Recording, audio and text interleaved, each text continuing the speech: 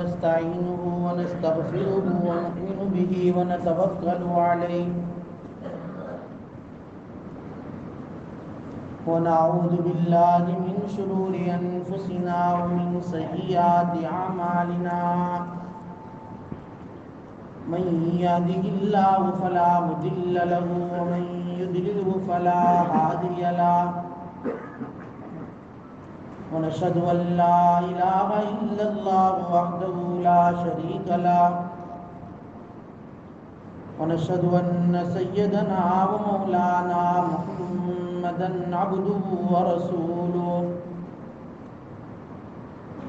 أما بعد فأعوذ بالله من الشيطان الرجيم بسم الله الرحمن الرحيم وَإِذَا سَأَلَكَ عِبَادِي عَنِّي فَإِنِّي قَرِيبٌ أُجِيبُ دَعْوَةَ الدَّاعِ إِذَا دَعَانِ فَلْيَسْتَجِيبُوا لِي وَلْيُؤْمِنُوا بِي لَعَلَّهُمْ يَرْشُدُونَ وقال الله تعالى في مقام آخر وقال ربكم ادعوني استجب لكم ان الذين يستكبرون عن عبادتي سيدخلون جهنم داخرين صدق الله مولانا العظيم. درود شریف پڑھیں.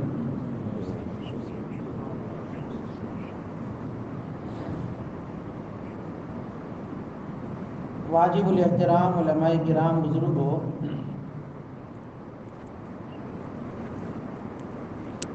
کل میں نے بتایا تھا کہ سورہ فاتحہ جو ہے یہ سورہ دعا ہے.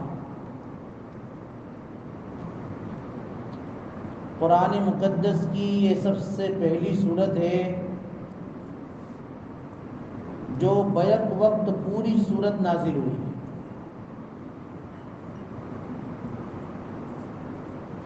نہ کوئی صورت مکمل طور پر بیک وقت نازل نہیں. یہ سورہ فاتحہ کو اس کی خصوصیت حاصل ہے. اور اس سورت کے اندر دعا کا جو طریقہ بتایا ہے، جیسا کہ کل عرض کیا گیا کہ اللہ سبحانہ و تعالیٰ کی آدمی تعریف کرے، نبی پر درود پڑھے. یہ حدیث میں بھی آتا ہے کہ تعریف اللہ کی ہو، درود نبی پر ہو، اور پھر اپنی دعا کا آغاز ہو، آخر میں بھی درود ہو، اللہ کی تعریف ہو، تو وہ دعا اللہ تبارک و تعالیٰ قبول کر لیتے ہیں. یہ قبولیت دعا کے لیے جو ہے جو کنڈیشنیں بتائی گئی ہے احادیث کے اندر کوئی ہے.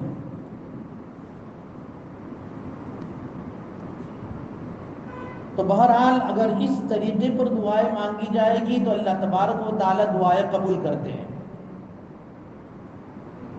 اور دعا جو ہے انسان کی بنیادی ضرورت ہے.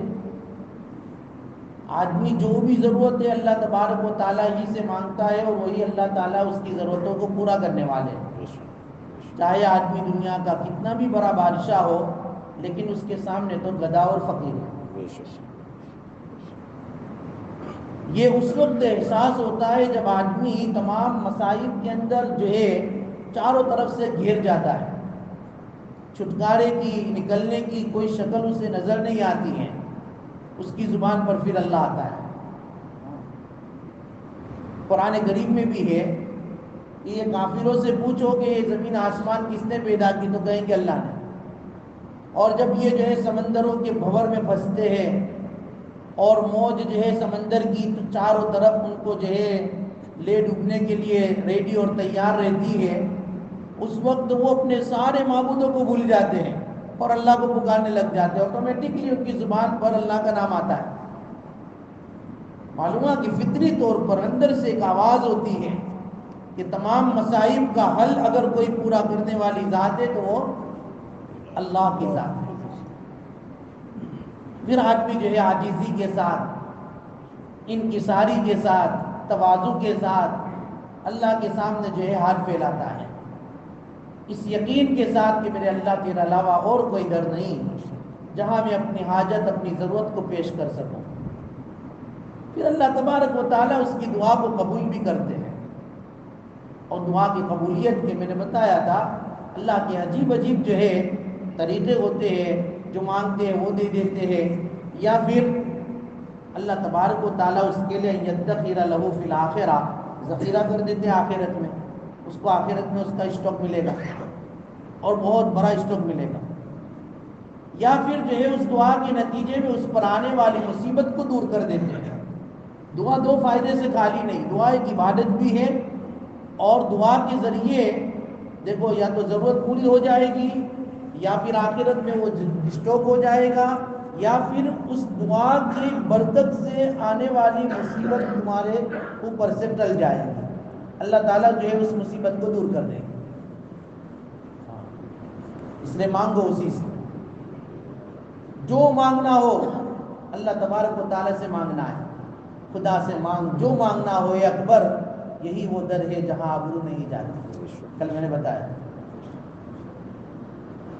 اور غیروں سے مانگنے میں کچھ نہیں ملے گا، کل بھی میں نے بتایا کچھ بھی نہیں. ذلت ملے گی، اور اللہ سے مانگو گے تو عزت ملے گی.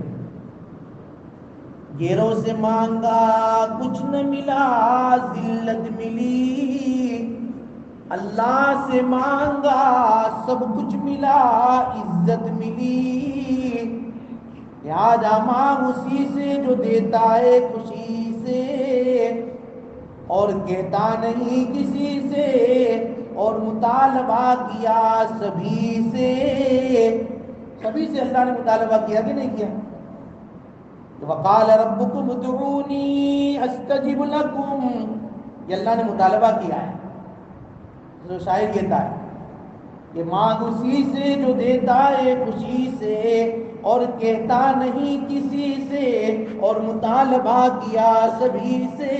وقال ربکم ادعونی استجب لکم، تمہارے پروردگار تمہیں فرماتا ہے کہ تم مجھ سے مانگو میں تم کو دوں گا. ایک بزرگ سے کسی نے پوچھا کہ ہماری دعا قبول نہیں ہوتی، ہم مانگتے بہت ہیں اور ہم کو تو کوئی دعا کی قبولیت کے آثار نظر نہیں آتے. بزرگ نے عجیب جواب دیا کہ بھئی دیکھو تمہاری دعا کیسے قبول ہوگی؟ تم اللہ کو مانتے ہو لیکن اللہ کی نہیں مانتے. اللہ کی نعمتوں کو استعمال کرتے ہو لیکن اللہ کی نعمتوں کی شکر گزاری کہاں کرتے ہو؟ نعمتوں کو استعمال کرتے ہو، شکر ادا نہیں کرتے. تم حضور صلی اللہ علیہ وسلم کو تو مانتے ہو کہ وہ ہمارے سید ہے، ہمارے رسول ہے، ہمارے نبی ہے، لیکن تم ان کی پیروی کہاں کرتے ہو؟ تم قرآن پڑھتے ہو لیکن عمل کہاں کرتے ہو؟ تم موت کو برحق سمجھتے ہو لیکن موت کی تیاری کہاں کرتے ہو؟ تم جو ہے مردوں کو قبروں میں دفن کرتے ہو لیکن اس سے عبرت کہاں لیتے ہو؟ تمہاری دعا کہاں قبول ہو؟ کہاں قبول ہو؟ آج جو ہے اس بزرگوں کی ان نصیحتوں پر اور ان کی باتوں پر ہم غور کریں. کیا یہ چیزیں ہمارے اندر ہے کہ نہیں؟ ہم اللہ کو مانتے ہیں لیکن اللہ کی مانتے؟ اللہ کی نہیں مانتے، بالکل نہیں مانتے.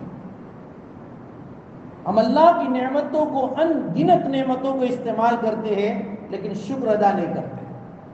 اور آلویز ہماری زبان پر بھائی کیوں چھے ٹھیک چھے یار چالا کر الحمدللہ نے چالا کر. ان گنت نعمتیں ہیں لیکن شکر گزاری نہیں.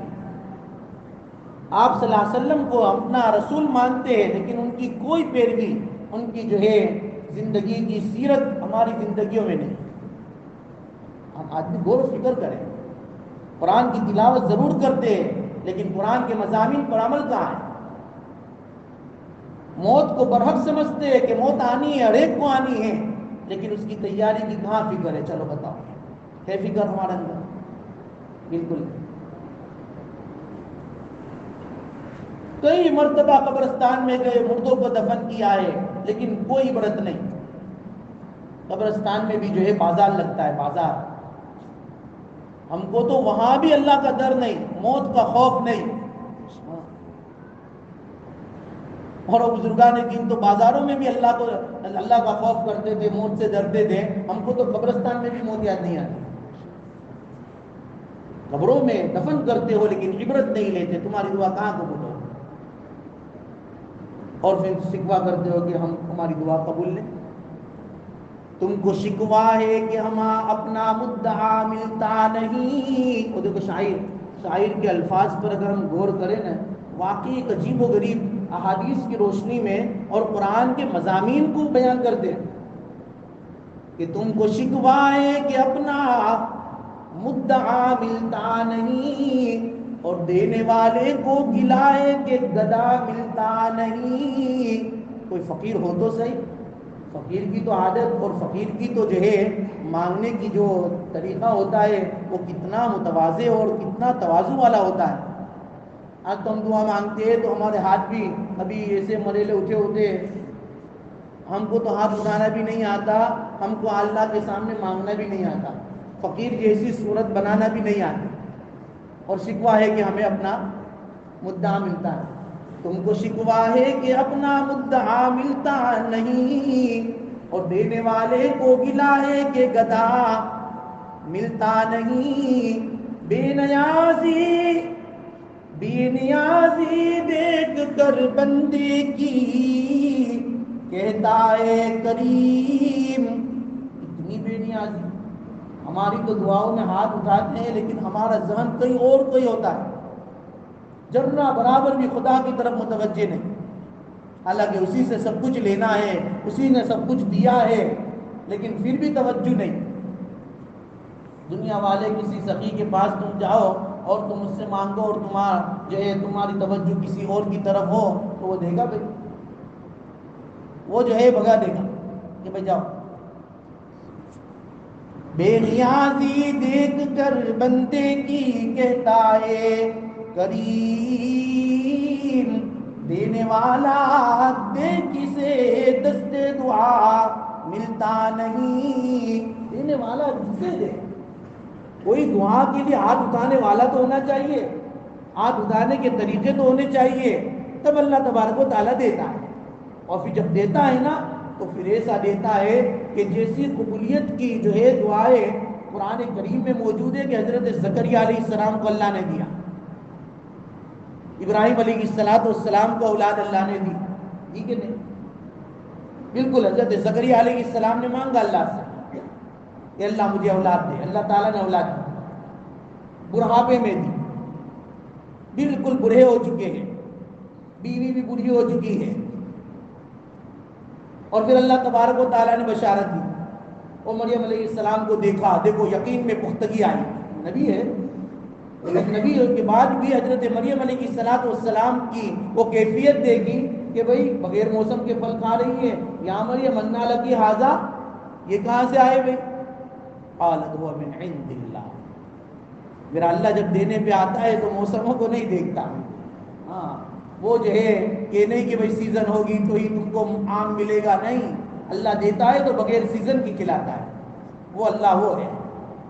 اللہ جب دینے پہ آتے بغیر سیزن کے دیتے ہیں۔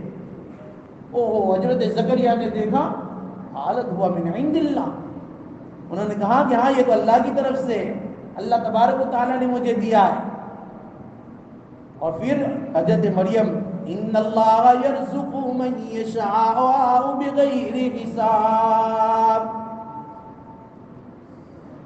اے اللہ تبارک و تعالیٰ نے پھل دیا ہے، اللہ تعالیٰ جب رزق دینے پہ آتے بے حساب دیتے، ایسے دیتے ہیں کہ اس کا کوئی حساب نہیں، پھر ان کے لیے جو ہے چھپر کھل جاتے ہیں،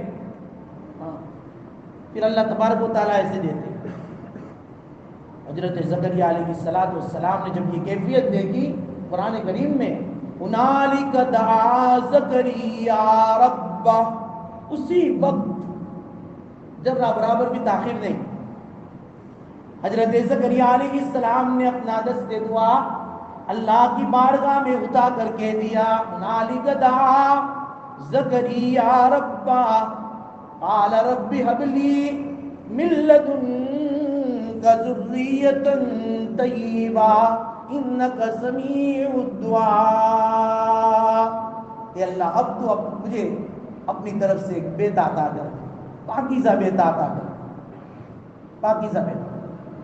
اللہ نے دعا قبول کر لی اور بیٹے کی بشارت بھی دے دی۔ حضرت زکریا علیہ السلام کبھی نماز میں ہے، دعا میں ہے، اور دعا کی قبولیت ہو گئی. فنادته الملائکۃ وهو قائم یصلی فی المحراب. دیکھو جو تو محراب میں نماز پڑھ رہے، دعائیں کر رہے، اور اللہ کی طرف سے فرشتوں کی طرف سے ندا گئی، اور اللہ تبارک و تعالیٰ نے بشارت دے دی کہ میں تم کو جو ہے اللہ تبارک و تعالیٰ یحییٰ کی بشارت دیتے. پورا واقعہ ہے. معلوم ہے اللہ دعا قبول کرتے ہیں، اللہ قبول کرتے ہیں، لیکن اس ڈھنگ سے مانگا جائے جو ڈھنگ، جو طریقہ ہمارے نبی نے ہمیں بتایا ہے. اور بزرگوں، یہ اس امت کی خصوصیت ہے کہ اللہ تبارک و تعالیٰ نے ہم کو اعلان کر دیا کہ تم دعا مانگو، ہم تمہاری دعا قبول کرتے ہیں، ورنہ پچھلی امتوں کے لیے یہ اعلان نہیں تھا. اس لیے حضرت ابو قتادہ رضی اللہ تعالیٰ عنہ کی ایک روایت ہے، حضرت کعب احبار سے وہ نقل کرتے ہیں کہ اس امت کو 3 نعمتیں اور 3 خصوصیتیں ایسی ملی ہے جو پچھلے نبیوں، پچھلی جو ہے امتوں کو نہیں ملی، پچھلی امتوں کو نہیں ملی. ان میں سے ایک خصوصیت یہ بتائی کہ بھئی پچھلی امتوں کو وہ نعمتیں نہیں ملی بجوز نبی کے، نبی کو ملی لیکن نبیوں کی امتوں کو نہیں ملی. ان میں سے پہلی خصوصیت یہ تھی کہ اللہ تبارک و تعالیٰ نے انبیاء علیہ السلام کو یہ کہا تھا کہ انت شاہد علی الناس، بھئی تم جو ہے قیامت کے دن لوگوں کے اوپر گواہ بنو گے، تم کو ہم پروف بنائیں گے، اور پروف کے طور پر، گواہ کے طور پر ہم تم کو پیش کریں گے، تمہیں جو ہے لوگوں کے خلاف یا لوگوں کے مطابق گواہی دینی ہے. یہ نبیوں کو کہا، اور یہی جو ہے پروف اور گواہی کے لیے اللہ تعالیٰ نے اس امت کو کہا کہ وَكَذَلِكَ جَعَلْنَاكُمْ أُمَّةً وَسَطًا لِتَكُونُوا شُهَدَاءَ عَلَى النَّاسِ. یہ اس امت کو کہا کہ ہم تم کو قیامت کے دن لوگوں پر گواہ بنائیں. تم سے پوچھیں گے کہ بھئی نبیوں نے ان کی باتوں کو پہنچایا، بولو گواہ رہو. حالانکہ یہ گواہی نبیوں کو کہا کہ تم کو ہم گواہ بنائیں، لیکن اس امت کی خصوصیت یہ ہے کہ قیامت کے دن اس امت کو لوگوں پر گواہ بنائیں. پچھلی امتوں کے لیے یہ خصوصیت نہیں تھی، یہ اس امت کے لیے. اچھا، پچھلی امت کے نبیوں کو یوں کہا تھا کہ بھئی لیس علیک فی الدین من حرج، دین میں تمہارے لیے کوئی تنگی نہیں، کوئی پریشانی نہیں. یہ نبیوں کو کہا تھا، اور یہی اعلان اللہ تعالیٰ نے اس امت محمدیہ کو کہا کیا؟ وما جعل علیکم فی الدین من حرج، تمہارے لیے کوئی حرج نہیں، دین میں تمہارے لیے کوئی حرج نہیں. وہاں نبیوں کو کہا جا رہا ہے یا امت کو کہا جا رہا ہے؟ یہ امت کی خصوصیت ہے. اور اسی طریقے پر پچھلے نبیوں کو یوں کہا گیا تھا ادعونی استجب لکم، تم دعا مانگو ہم تمہاری دعا قبول کریں گے. اور یہی خطاب اور یہی نعرہ، یہی اعلان اس امت کو کہا گیا، امت کے ایک ایک فرد کو کہا گیا، اور قیامت تک آنے والی امت کو یہ کہا گیا ادعونی استجب لکم، مجھے پکارو میں تمہاری پکار کو قبول کروں. اللہ کا حکم اس امت کی خصوصیت ہے. اسی لیے تو علامہ رومی رحمۃ اللہ علیہ کا شعر میں نے کل سنایا کہ علامہ رومی رحمۃ اللہ علیہ نے اسی آیت پر کہا تھا کہ جو دعارا امر کر دی اے اجا ای دعائے خوش را کن مستجاب. علامہ رومی نے عجیب بات کہہ دی، اللہ ہم نے دعا کے لیے ہاتھ اٹھائے، یہ تیرے حکم سے اٹھائے، لہٰذا یہ دعا تیری ہے، اب تو اپنی دعا قبول کر، اب تو اپنی دعا قبول کر. اس امت کی خصوصیت ہے بزرگوں.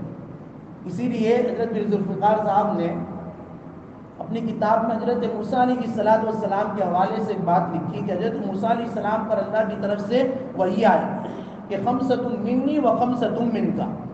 اللہ تبارک و تعالیٰ نے حضرت موسیٰ علیہ السلام کو کہا موسیٰ 5 چیزیں جو ہے نا وہ میری طرف سے ہے اور 5 چیزیں تمہاری طرف سے ہیں. الالوہیت منی والعبودیت منک، الوہیت میری طرف سے ہے، میں جو ہے معبود ہوں، لہذا میں الہ ہوں. اب اس الہ کے لیے عبودیت اور بندگی شرط ہے، لہذا الوہیت میری طرف سے ہے، بندگی آپ کی طرف سے ہونی چاہیے. 5 چیزیں میری طرف سے، 5 چیزیں تم اپنی طرف سے کرو، الوہیت میری طرف سے، اب بندگی تمہاری طرف سے۔ دوسری چیز فرمایا وَالنِّعْمَةُ مِنِّي، نعمت، کہ نعمت میری طرف سے ہوگی، لیکن وَالْإِطَاعَةُ مِنْكَ، اطاعت آپ کی جانب سے ہونی چاہیے۔ جب اطاعت آپ کی طرف سے ہوگی تو پھر نعمت ہماری طرف سے ہوگی، ہم نعمتیں بڑھائیں گے۔ اور اس کے بعد اللہ تبارک و تعالیٰ نے فرمایا الرضا منی والقضاء منک، رضا میری طرف سے ہے تو رضا بالقضاء آپ کی طرف سے ہونی چاہیے۔ اور پھر کہا والاجابۃ منی والدعاء منک، قبولیت میری طرف سے ہے لیکن دعا تمہاری طرف سے ہونی چاہیے، دست سوال تمہاری طرف سے ہونا چاہیے۔ اب جب تم دعا کرو گے تو ہم تمہاری دعا کو قبول کریں گے، یہ ہمارا وعدہ ہے، اس میں کوئی شک نہیں۔ اس لیے اس امت کی خصوصیت ہے کہ دعا مانگو، اور یہ دعا کا مہینہ ہے، دعا کی گھڑیاں ہے، دعا کے اوقات ہے۔ اب پکی نیت کے ساتھ مانگیں گے اللہ تبارک و تعالیٰ دیں گے، اور اللہ تعالیٰ جب دیتے ہیں نا تو پھر ایسے دیتے ہیں کہ پھر دنیا والے دنگ رہ جاتے ہیں۔ دنیا کے بادشاہوں کی طرح نہیں کہ بادشاہ بھی دیتے ہیں نا تو بہت اپنی جو ہے طاقت کے مطابق یا بہت کم دیتے ہیں۔ تو ایک بادشاہ کا واقعہ لکھا ہے علامہ حقانی نے، پالن حقانی، ایک عجیب و غریب تھے، اللہ تبارک و تعالیٰ نے ان کو عجیب و غریب علوم سے نوازا تھا، عالم نہیں تھے لیکن عجیب و غریب علم دیا تھا اللہ نے۔ وہ ایسے لطائف سنایا کرتے تھے۔ انہوں نے ایک لطیفہ لکھا ہے، ایک بادشاہ تھا، اس کے پاس جو ہے وہ ایک آدمی آیا، اندھا تھا، نابینا، اور نابینا آ کر اس نے کہنے لگا حضرت میرے پاس جو ہے 3 خصوصیت ہے، ویسے تو میں آپ کے دربار میں کام کروں اس لائق تو ہوں نہیں، اندھا ہوں، لیکن 3 کمالات میرے اندر ہیں۔ اس 3 کمالات کو مد نظر رکھتے ہوئے اگر آپ کے دربار میں کوئی کونا مل جائے خدمت کے لیے تو غنیمت۔ کہ بھائی کمال کیا ہے بتاؤ؟ حضرت اندھا ہوں لیکن دیکھ سکتا ہوں، یعنی کمال میرے اندر یہ ہے کہ میں گھوڑا دیکھ کر پہچان جاتا ہوں کہ یہ گھوڑا اصلی ہے کہ نقلی ہے، یہ میرے اندر کمال ہے۔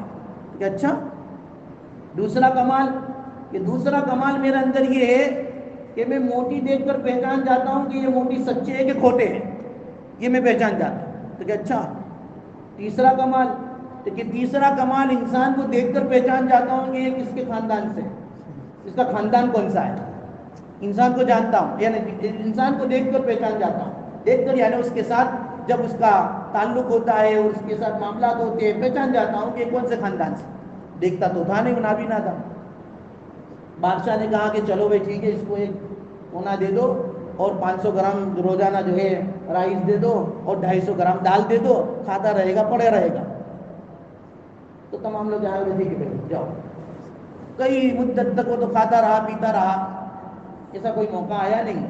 ایک مرتبہ ایک گھوڑوں کا سوداگر آیا گھوڑے بیچنے کے لیے، تمام لوگ جو ہے گھوڑے دیکھنے کے لیے گئے، وزیر بھی گیا، ایک اچھا گھوڑا بادشاہ کے لیے پسند کر کے لایا اور کہا کہ بادشاہ سلامت، یہ بہت اچھا گھوڑا ہے جو ہم نے آپ کے لیے پسند کیا ہے۔ بادشاہ نے کہا اچھا بہت اچھا، تو وزیر نے کہا اچھا بادشاہ سلامت، پسند تو ہم نے کیا ہے لیکن وہ کئی مدت سے وہ مفت میں کھانا کھا رہا ہے، وہ اندھے کو بلاؤ، نابینا کو۔ وہ یوں کہہ رہا تھا کہ میں گھوڑے کو دیکھ کر پہچان جاتا ہوں کہ یہ گھوڑا اصلی ہے کہ نقلی ہے، ذرا اس کی بھی ہم پہچان کر لے اور اس کے کمال کو بھی جو ہے آزما لے۔ تو کہ ہاں ٹھیک ہے بلاؤ۔ وہ نابینا جو ہے دربار میں آیا۔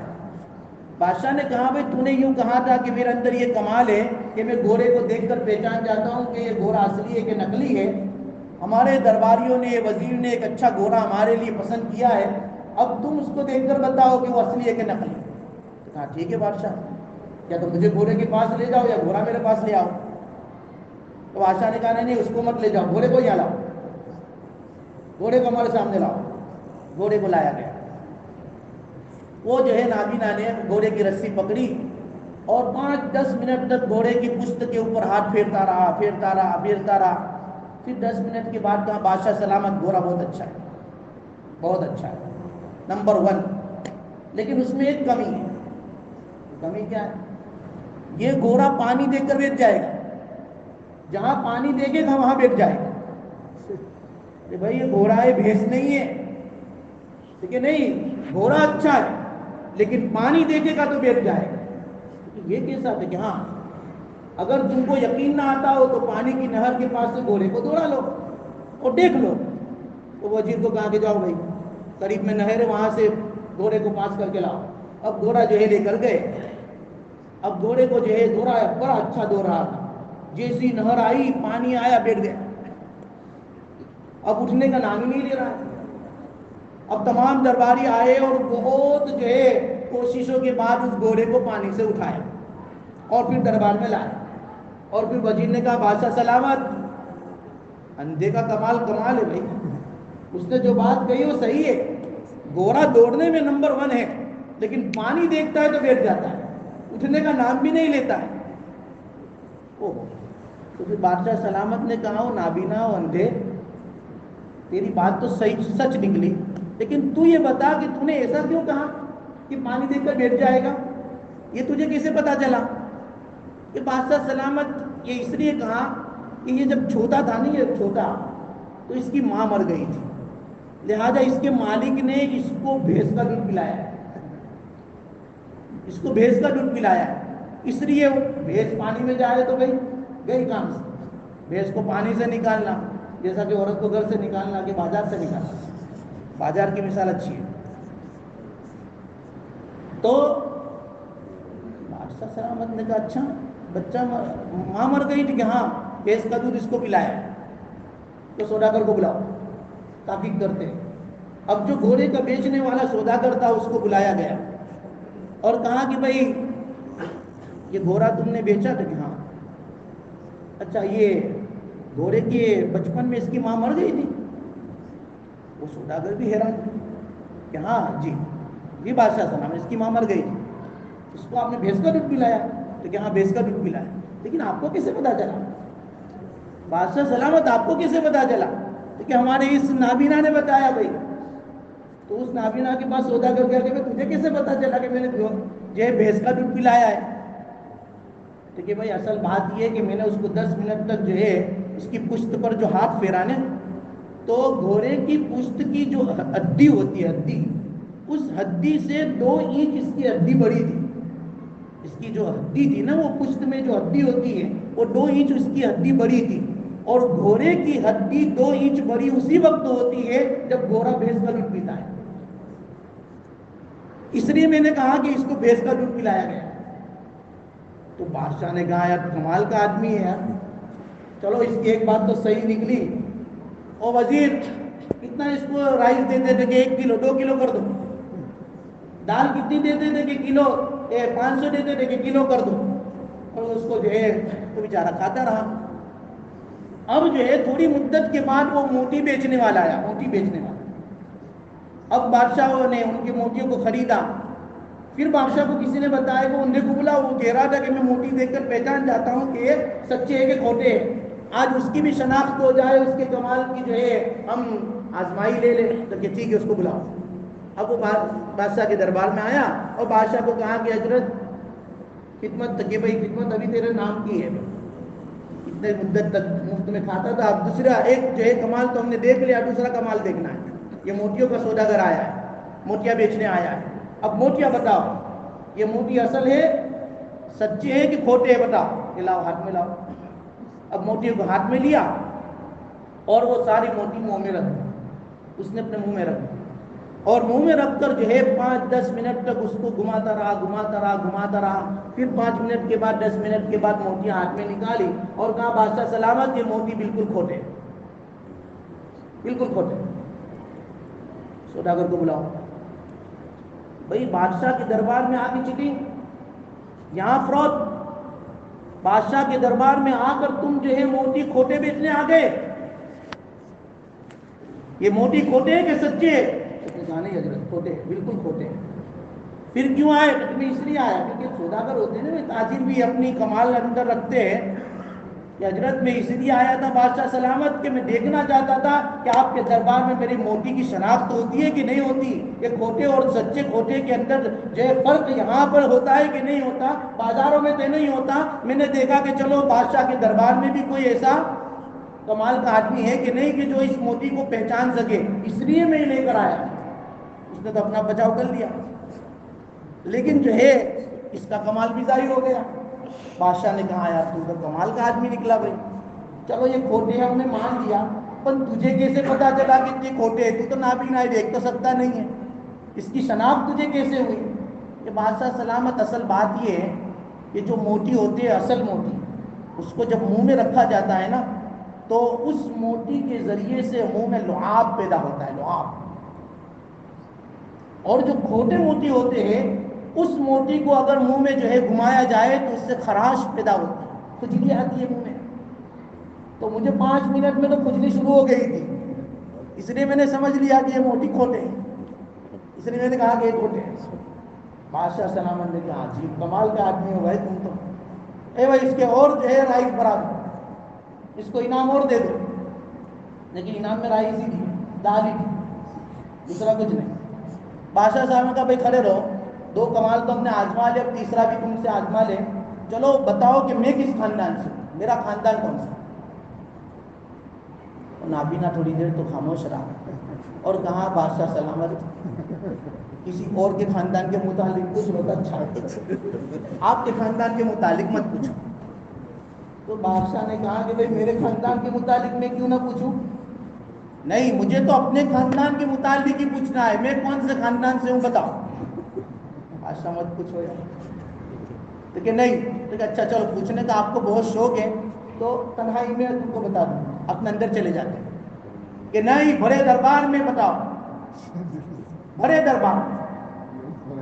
ارے بھائی کہ نہیں، بڑے دربار میں ہی بتانا پڑے گا، میں بادشاہ ہوں، میں کسی سے ڈرتا نہیں، آپ کو بتانا پڑے گا. کہ ٹھیک ہے، میری ایک کنڈیشن ہے، آپ کا خاندان میں ضرور بتاؤں گا، لیکن مجھے ایک جو ہے پیپر میں معافی نامہ لکھ دو، اور یہ پیپر میں لکھ دو کہ بھائی اس جو ہے راز کے فاش ہو جانے کے بعد کہیں غصے میں آپ مجھے قتل کا جو ہے حکم نہ دے دو، تو میں جو ہے یہ معافی نامہ یعنی یہ لکھوانا چاہتا ہوں کہ آپ مجھے اس سے بری کر دو، یعنی آپ مجھے قتل نہیں کریں گے، آپ اس پر مجھے کوئی سزا نہیں دیں گے، ایسا جو ہے ایک خط آپ لکھ کر دے دو. اس کی کوئی ضرورت نہیں ہے، سب بڑے دربار میں کہتا ہوں کہ نہیں نہیں مجھے لکھ کر دے دو نا بھائی. زبان میں تو آدمی ادھر ادھر ہو سکتا ہے نا بھائی، لکھانے بن چاہ ہم کو تو لکھنا چاہیے کہ چلو بھائی لکھ کر دیتے ہیں. اب لکھ کر دے دیا اس نے کہ بھائی یہ جو بھی بتائے گا کوئی نہیں، یہ معاف ہے، اس کو کچھ بھی سزا نہیں ہوگی. پھر کہا کہ چلو اب بتاؤ میں کون سے خاندان سے ہوں؟ تو کہ تم بنیے خاندان سے، بنیے کے خاندان سے. بنیے کے میں بادشاہ ہوں، پورے جو ہے حکومت چلا رہا ہوں، اور تم مجھے بنیا بنا رہا ہے. کیونکہ اس زمانے میں بنیا جو ہے ہوشیار بھی ہوتے تھے اور ان کی ذات تھوڑی کم ہوتی تھی. کہ دیکھو حضرت، اگر آپ کو یقین نہ آتا ہو تو آپ کی والدہ حیات ہے، ان کو پوچھ لو، جاؤ پوچھ کے آؤ. لیکن میں نے جو کہا وہ بات صحیح ہے. اچھا تو بادشاہ سلامت جلدی جلدی گھر گیا، امی کو پوچھا امی میں کون سے خاندان سے ہوں؟ آج بھی سوال کر رہا ہے کہ نہیں مجھے پوچھنا ہے. کیونکہ جو ہے ایک صاحب آئے ہیں جو بڑے باکمال ہیں، وہ مجھے یوں کہہ رہے ہیں کہ تو بنیا ہے اور بنیے کے خاندان سے ہے. تو امی نے کہا کہ بات تو بالکل صحیح ہے، تو بنیے خاندان کا ہی ہے. اصل یہ ہے کہ مجھے اولاد نہیں ہوتی تھی، تو مجھے 2 آدمی نے ایسا کہا کہ بھائی کسی لڑکے کو تم جو ہے اپنی گود لے لو، تاکہ جو ہے بادشاہ کے چلے جانے کے بعد یہ حکومت کی لگام اس کے ہاتھ میں آ جائے. اس لیے ہم نے پورے شہر میں پورے ملک میں تلاش کیا، تو اس زمانے میں جس وقت یہ مشورہ ہوا تھا بچہ لینے کا، تو ایک بنیے کے یہاں تم پیدا ہوئے تھے، اور تم بڑے خوبصورت تھے، ہر اعتبار سے بالکل صحیح سالم تھے. تو ہم نے آپ کو لینے کا مشورہ کر دیا، اور پھر جو ہے بادشاہ یعنی سلطنت کے اندر یہ ظاہر کر دیا کہ بھائی بادشاہ کے یہاں بیٹے کی ولادت ہوئی. لیکن یہ بات تو بیٹا تیرے ابو اور دوسرے 2 آدمی کے علاوہ کوئی نہیں جانتا تھا. یہ نابینا کو کیسے پتا چلا کہ تو بنیے خاندان کا ہے؟ کہ ہاں یہ تو پوچھنا ہے. چلو پھر گئے کہ بھائی بات تو تمہاری صحیح ہے، چلو کہ میں بنیے خاندان کا ہوں، لیکن تم کو کیسے پتا چلا کہ میں بنیے خاندان کا ہوں؟ جس وقت میری ماں نے گود لیا تھا، کیا تم وہاں پیچھے دروازے کے پیچھے کھڑے تھے؟ کیا تم نے دیکھا تھا؟ کہ نہیں بھائی ویسے میں کہاں دیکھ سکتا ہوں، نابینا ہوں. تو پھر پتا کیسے چلا؟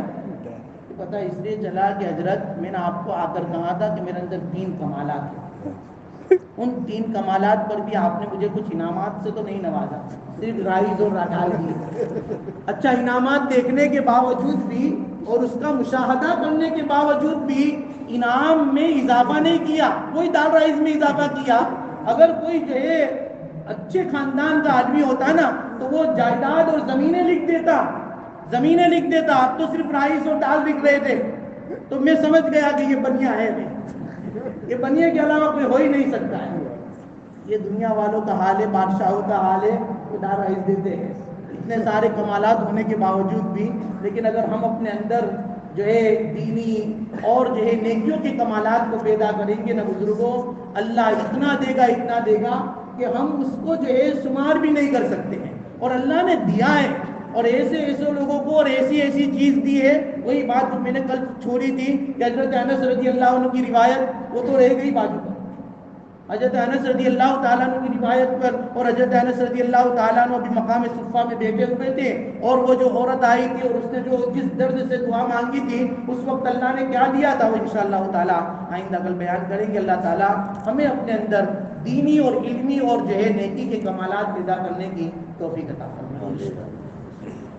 بسم اللہ الرحمن الرحیم، الحمد للہ رب العالمین، والعاقبۃ للمتقین، والصلاة والسلام علی سید الانبیاء والمرسلین۔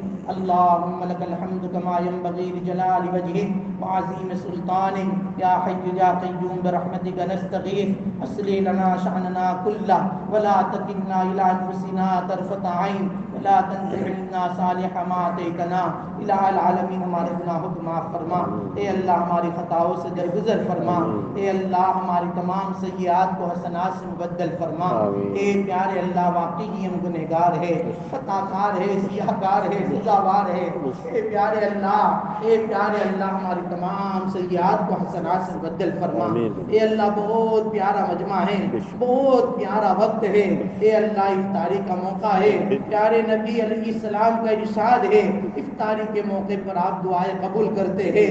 اے پیارے اللہ، یہ تیرے بندے اور گھروں میں بیٹھ کر سننے والی تیری بندیاں پورا دین بھوکا پیاسا رہ کر، اے اللہ فقیر کی طرح، اے اللہ ہاتھ پھیلا کر تیرے سامنے، اے اللہ اس جو ہے درد کے ساتھ اور اس جو ہے درد کے ساتھ تیرے سامنے ہاتھ پھیلائے ہیں کہ تو ہماری دعائیں قبول کرتا ہے۔ اے پیارے اللہ ہماری مغفرت فرما دیجئے، ہماری مغفرت فرما دیجئے، رحم کا معاملہ کر دیجئے۔ رحمت کا عشرہ ختم ہونے جا رہا ہے، اے پیارے اللہ ہمیں نہیں معلوم آئندہ سال بھی یہ رحمت کا عشرہ ہم کو ملے گا بھی کہ نہیں ملے گا۔ اے اللہ ہماری زندگی اور زندگی کے اوقات اے اللہ ہمارا ساتھ دیں گے کہ نہیں دیں گے ہمیں نہیں معلوم مولا، نہیں معلوم۔ ہمارے ساتھ گزشتہ سال بہت سارے احباب تھے اللہ جو آج ہماری مجلس میں بھی نہیں، اس دنیا میں بھی نہیں۔ اے پیارے اللہ اس رحمت کے عشرے کے ختم ہونے سے پہلے اے اللہ ہم پر رحمت کی بارش نازل فرما دیجئے، رحمت کے فیصلے فرما دیجئے، رحمت کے فیصلے فرما دیجئے، اے اللہ رحمت کے فیصلے فرما دیجئے۔ یہ امت قابل رحم ہے، اے اللہ رحم کا معاملہ کر دیجئے، اے اللہ رحم کا معاملہ کر دیجئے، اے اللہ یہ امت قابل رحم ہے، رحم کا معاملہ کر دیجئے، ایک ایک فرد پر رحم کر دیجئے۔ اے پیارے اللہ بے اولادوں کو نیک اولاد دے دیجئے، اے اللہ بے اولادوں کو نیک اولاد دے دیجئے، اور صاحب اولاد کو اے اللہ ان کی آنکھوں کی ٹھنڈک بنا دیجئے، ان کی اولاد کے مستقبل کو روشن فرما دیجئے۔ اے پیارے اللہ ہماری تمام مسائل و پریشانیوں کو دور کر دیجئے۔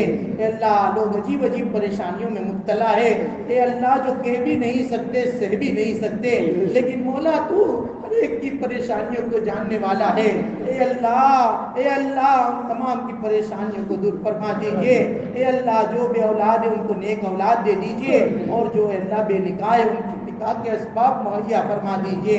اے اللہ جو بغیر ڈاکیومنٹ کے اے اللہ کئی سالوں سے یہاں پر ہے اور کاغذ بنانے کی فکر میں ہے، اے اللہ ان کے لیے کاغذات کا بننا بھی آسان فرما دیجئے۔